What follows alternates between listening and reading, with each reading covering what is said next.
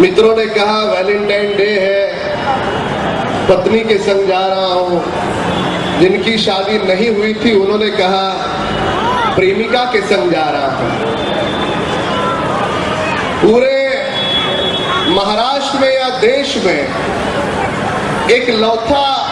एक ऐसा अनूठा कार्यक्रम है कि जहां पर इस वैलेंटाइन डे के दिन जिन माता पिता ने अपने को ये धरती दिखाई, ये ब्रह्मांड दिखाया, उनका पूजन होने जा रहा है।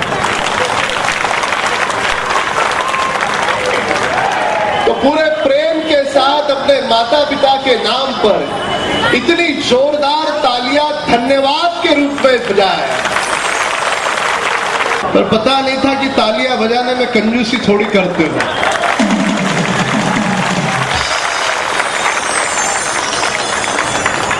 किसी व्यक्ति ने मुझसे पूछा कि राम कदम जी, तो मेरे पहले किसी ने उत्तर दिया कि दुनिया में सबसे बड़ा धनवान आदमी वो माइक्रोसॉफ्ट का ओनर है ना, बिल गेट्स।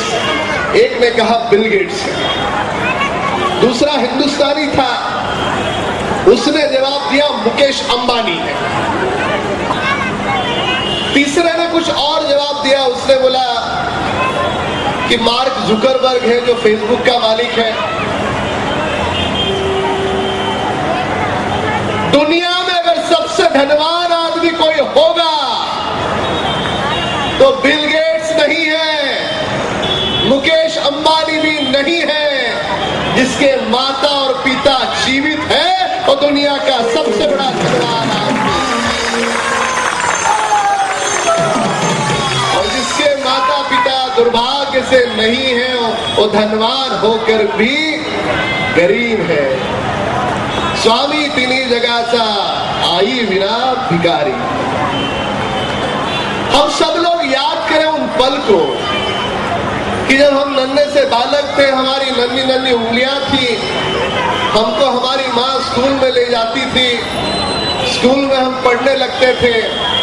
स्कूल के भीतर जाते समय हम रो रहे करके स्कूल के बाहर रुककर हमारी माँ भी पल्लू से अपनी आंखें, नम आंखें पल्लू से पोछा करती थी। वो बाहर रोते रोते उसका पूरा दिन निकल जाता था। जब हम छोटे थे, माँ की गोद में दूध पीते थे, तो पूरे ब्रह्मांड में ऐसी कोई देवी नहीं होगी, ऐसा कोई देवता नहीं होगा कि उस छोटे से नन्हे से बालक को दूध पिलाते समय वो नन्हा सा बालक माँ के एक स्तन से दूध पीता और दूसरे अपने पांव से माँ के दूसरे स्तन को लात मारता। अपने बालक की लातें खाकर भी बालक को दूध पिलाने वाली अगर दुनिया में कोई है तो हर एक की अपनी माँ है। बटी हुई बनियान पहन करके अपने बेटे को नया टी शर्ट देने वाला अगर पिता कोई है तो तुम्हारा अपना पिता है। खुद बीएससी के लाइन में खड़ा रहने वाला, पर बेटे की इच्छा है, बेटे का शौक है करके बेटे को कर्जा निकाल कर मोटरसाइकिल देने वाला यदि कोई है तो तुम्हारा हमारा पिता है। मुझे कभी कभी आश्चर्य होता है कि सिद्धिविनायक मंदिर के बाहर भगवान गणेश के दर्शन करने के लिए 4-4 घंटे की लाइन होती है। लालबाग के यहाँ पर 2-2 दिन की मन्नत की लाइन होती है। जरूर जाए लालबाग, लोग यहाँ से शिरडी पैदल जाते, जरूर जाए शिरडी। पर कोई भी मंदिर की चौखट चढ़ने के पहले प्रश्न अपने आप से पूछे, क्योंकि मंदिर के भीतर जो पत्थर की मूर्त है उसमें भगवान नहीं हुआ करते। तुम्हारी और हमारी श्रद्धा उस मूर्त को भगवान बनाती है। अगर पूरे ब्रह्मांड में अगर कोई भगवान होते हैं तो तुम्हारे हमारे घर पे माँ बाप के रूप में ही भगवान होते हैं। इसके लिए मंदिर की चौखट चढ़ने के पहले अपने आप को पूछना कि जो जीते जागते भगवान माँ बाप के रूप में है, क्या मैं उनका सम्मान करता हूँ? क्या मैं उनका पूजन करता हूँ? अगर जवाब नहीं करता तो मित्रों उस सिद्धिविनायक देवता भी आपके काम नहीं आएगा। वो देवता भी उसी का सुनता है जो माँ बाप की पूजा करता है, माँ बाप का सम्मान करता है। और मैं अपने आप को बहुत भाग्यशाली मानता हूं कि मेरे घाटों पर के सारे लोगों ने आज यहां पर मातृ पूजन दिन रखा है।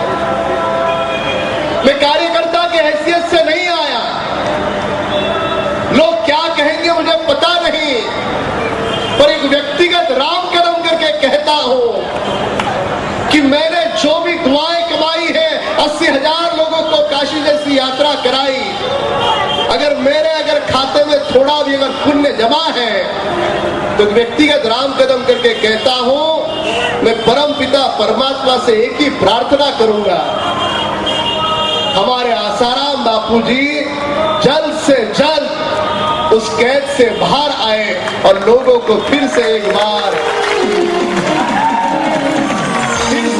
लोगों के भीतर आए, लोगों के बीच में आए। कौन सी घिनौनी राजनीति थी, क्या था मुझे पता नहीं। आज के पवित्र दिवस पर उसके ऊपर मैं कोई चर्चा नहीं करूंगा क्योंकि यह विषय न्यायालय का है। पर परम पिता से मेरी प्रार्थना होगी कि दुनिया ने हमेशा देखा है कि जो जो अच्छे संत आए उनको दुनिया ने हमेशा तकलीफ देने का प्रयास किया है। बहुत ही जल्द आसाराम जी हमारे सबके बीच में आएंगे और मैं उस दिवस की, उस दिन की कल्पना करता हूं कि मातृ पूजन के दिन आसाराम जी आने वाले बहुत ही जल्द के जल्द समय हमारे सबके बीच में मौजूद हों। इसी प्रार्थना के साथ मैं मेरे शब्दों को विराम दूंगा। बहुत बहुत धन्यवाद। जय हिंद।